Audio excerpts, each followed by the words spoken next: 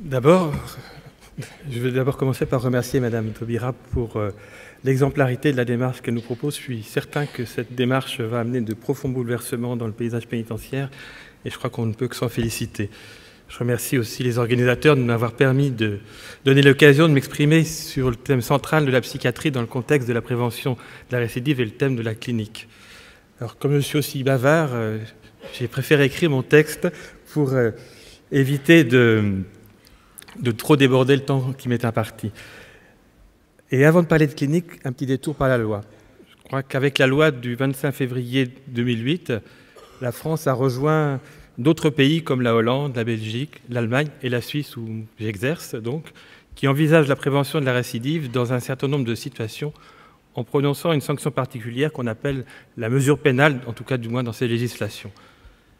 Ces formes de sanctions ont ceci de particulier qu'elles privent le sujet de sa liberté pour une durée indéterminée et ces sanctions espèrent dans beaucoup de cas obliger ce sujet, l'inciter à se traiter ou à s'amender, tout en protégeant la société jusqu'à ce que la mesure dite thérapeutique ait produit son effet. La notion de traitement dans cette logique prend une signification tout autre que le traitement prodigué habituellement par la médecine.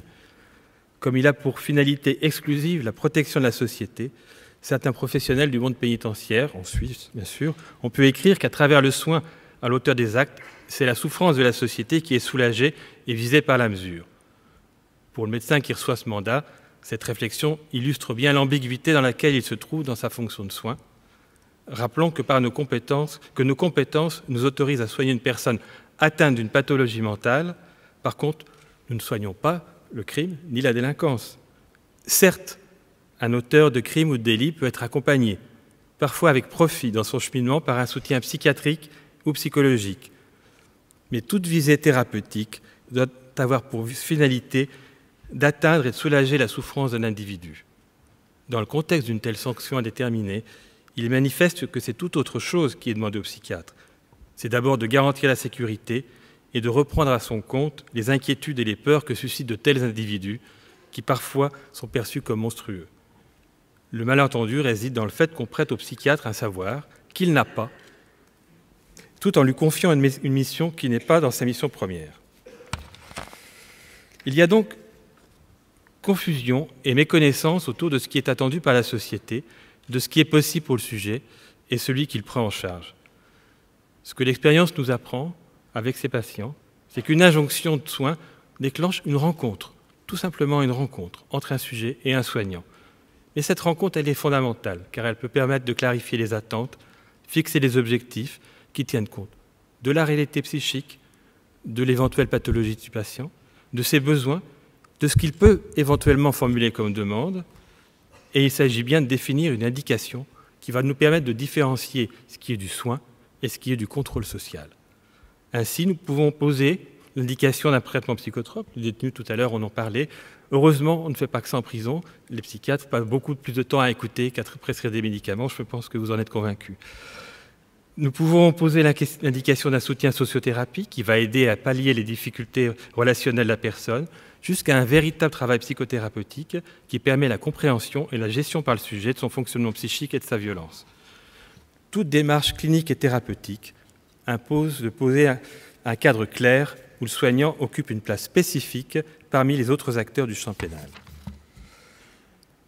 Alors, on va parler d'une notion qui a fait couler beaucoup d'encre de salive. Que peut dire le médecin de la dangerosité? Il s'agit bien d'une notion dont on connaît le flou, l'imprécision et le caractère marqué par une dimension fortement imaginaire. Tout à l'heure, Mme Kamenzin a parlé des termes qui stigmatisent, la dangerosité en est un. Et la loi de 2008 en rajoute dans la confusion en associant dangerosité criminologique, c'est-à-dire une dangerosité centrée sur la réitération d'un acte de délinquance. Elle parle de souffrance d'un individu auteur et elle ajoute la notion de trouble de la personnalité dans une acception qui est tout sauf précise, qui est vague, menaçante. Et si on lit certains rapports, on parle de sociopathie, psychopathie, sans véritablement s'inscrire dans une nosographie.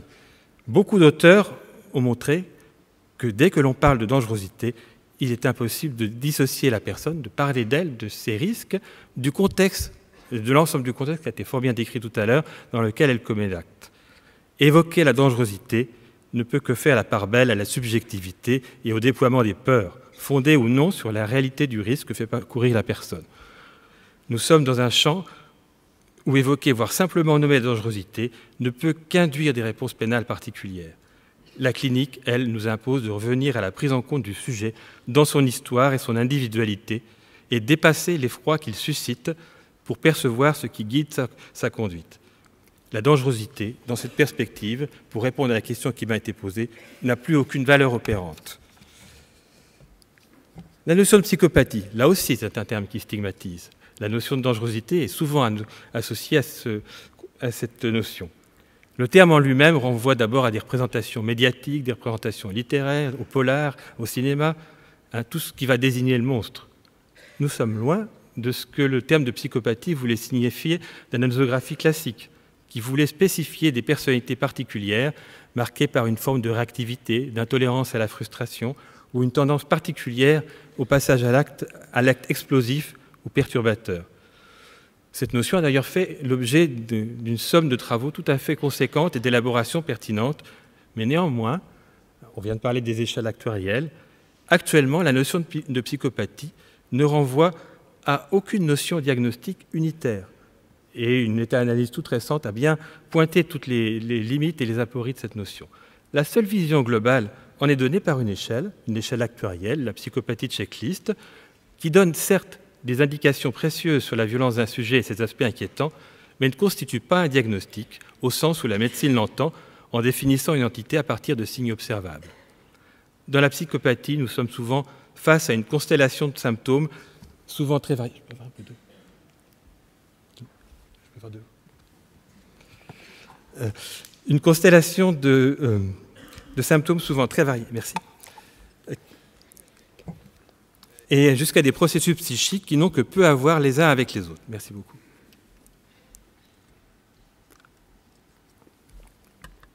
Parler de psychopathie pour définir ces sujets revient la plupart du temps à adopter une attitude réductrice et monolithique qui est fort éloignée de la clinique.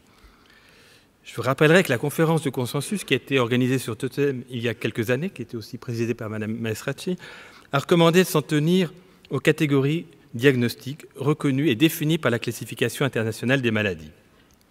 Par exemple, la personnalité émotionnellement labile, la personnalité dissociale, qui sont bien connues des praticiens. C'est l'usage de diagnostics reconnus et solides qui nous permettra de resituer le passage à l'acte en appréhendant véritablement la personnalité de l'auteur. Méfions-nous donc de ces catégories réductrices qui vont faire apparaître des diagnostics qui ne se définissent que par la réponse qu'elles pensent apporter à la situation devant laquelle on se trouve. Ce n'est pas parce qu'on donne des antidépresseurs à une personne qu'elle est obligatoirement dépressive. Et on sait bien l'abus qui est fait de ce type de prescription. Ce n'est pas parce qu'on place quelqu'un dans une structure dite pour trouble sévère et dangereux de la personnalité que la personne souffre d'un tel trouble, qui ne légitime son dispositif de détention, son existence que par le dispositif de détention qui a été construit autour de ces gens. Et là, je pense à un certain nombre de dispositifs qui ont été construits en Grande-Bretagne. L'expertise psychiatrique, elle demeure indispensable, mais elle doit être bien sûr repensée et définie en fonction de ce que la clinique peut apporter. Avant le procès, l'expertise va nommer la pathologie. Elle en infère les conséquences sur le fonctionnement psychique. Elle en déduit la responsabilité pénale. Avec la nouvelle demande qui est faite à la psychiatrie, elle doit aussi s'attacher à évaluer le risque de violence, mais aussi le rapport à l'interdit, la manière dont le sujet perçoit et gère sa propre violence et comment il est susceptible d'évoluer à l'avenir. Pendant l'exécution de la peine, et en Suisse nous avons des expertises extrêmement fréquentes tout au long de l'exécution de la peine, l'expert devra apprécier comment le détenu aura pu aménager, voire remanier son fonctionnement psychique. Comment il s'inscrit dans un fonctionnement relationnel, comment il a pu tirer parti des occurrences et des ressources thérapeutiques qui lui ont été proposées. En bref, il va évaluer dans un regard diachronique ce qui a pu être mobilisé et ce qui peut être mobilisable chez la personne. Comment celle-ci a pu se connaître, comment celle-ci peut anticiper sa violence. Dans ces deux contextes, l'évaluation du risque de violence est une notion dynamique qui doit être revue et pondérée par la fluctuation de l'état psychique, par la manière dont l'entourage va permettre au sujet d'évoluer. Les outils d'évaluation, et par exemple les sujets professionnels structurés dont vient de parler Jean-Pierre Gay, comme la HCR20 par exemple, prennent toute leur valeur. oui, nous nous en servons aussi, car elles optimisent la qualité des analyses et la fidélité interview. Il est cependant impératif qu'elles soient totalement intégrées dans une démarche clinique globale pour permettre d'estimer un niveau de risque à partir d'une discussion, d'une analyse, d'une pondération des différents paramètres en fonction des facteurs de risque, mais aussi des facteurs de protection, que l'on oublie trop souvent, en essayant de restituer une vision globale du sujet, de souligner ses potentialités thérapeutiques. Ces outils sont tout aussi vulnérables, et Jean-Pierre l'a rappelé tout à l'heure, à la subjectivité de l'examinateur, à plus forte raison s'ils sont déconnectés de toute démarche clinique et s'ils sont utilisés sans supervision et sans l'échange professionnel indispensable. Pour terminer, je suis presque dans les temps, il faut rappeler une évidence qui reste encore souvent méconnue. Quand on soigne, on ne peut pas être celui qui évalue, on ne peut pas être celui qui expertise. Ça a l'air d'être une banalité et une évidence de base, mais il faut toujours la rappeler. Et dans la pratique où je suis amené à travailler comme thérapeute avec des patients sous mesure, c'est quelque chose contre lequel je dois me battre toujours. Le thérapeute, il est à même d'apprécier l'efficacité de son traitement, ce que celui-ci permet de soulager. C'est bien là notre vocation, d'apaiser les manifestations pathologiques. Comment le traitement peut permettre d'approfondir le fonctionnement psychique et comment surtout, comment on peut établir à travers ce traitement l'indispensable lien de confiance qui permet à son patient d'évoluer. Donc, le thérapeute ne peut pas être celui qui évalue l'efficacité de la prise en charge pénale, sûrement pas, et notamment dans sa valeur de prédiction d'un comportement futur. Cette évaluation, dans notre canton, dans le canton de Vaud, en Suisse, elle est faite de manière interdisciplinaire et distante dans le cadre de commissions spécialisées qui intègrent le regard pénitentiaire, le regard criminologique, le regard expertal et qui entendent aussi ce que le thérapeute peut dire de son travail. Il est important de souligner que, contrairement aussi à ce qui se véhicule et ce qui se dit, aucune école, et malgré tous les débats qui agitent le Landerneau à ce sujet, aucune école thérapeutique, aucune chapelle ne peut se prévaloir d'une supériorité sur une autre. Il est par contre fondamental que les cliniciens qui s'aventurent dans ce traitement soient bien au fait des attentes de la justice vis-à-vis du sujet, de sa réalité pénale, des facteurs qui peuvent le conduire à réitérer ses comportements, que les cliniciens les intègrent dans leur travail de réflexion, dans leur travail thérapeutique, et qu'ils soient capables d'en parler et d'en discuter avec leurs patients dans des séances. Il est essentiel aussi qu'ils soient particulièrement attentifs aux mécanismes psychiques si particuliers et trop souvent méconnus dans ces approches thérapeutiques. Et je pense au déni et au clivage que Claude Ballier nous a remarquablement exposé dans ses travaux. Les thérapeutes peuvent aussi tirer profit des jugements cliniques structurés. Et là aussi, l'apport, tout le travail qui a été fait par les chercheurs dans ces dernières années, le travail de Webster notamment, nous a apporté beaucoup parce que ça nous aide aussi pour penser des fois le passage d'une étape à l'autre, pour pouvoir essayer de comprendre un peu ce qui se joue. Vous l'aurez donc compris, la démarche clinique doit s'intégrer dans un travail interdisciplinaire qui respecte les rôles et les missions de chacun, l'intimité de la relation thérapeutique et l'indépendance du soin. À cet égard, Madame la Ministre, la loi de 1994 en France reste un modèle d'organisation de la santé en prison. Elle est en conformité avec toutes les recommandations internationales et elle nous a servi aussi de modèle en Suisse pour développer un certain nombre de structures pénitentiaires. Pour conclure, je dirais que la qualité du cheminement thérapeutique est un facteur important de la prévention de la récidive et il est crucial, sinon fondamental, qu'il reste conforme aux règles de l'art. Je vous remercie. Merci Bruno Gravier.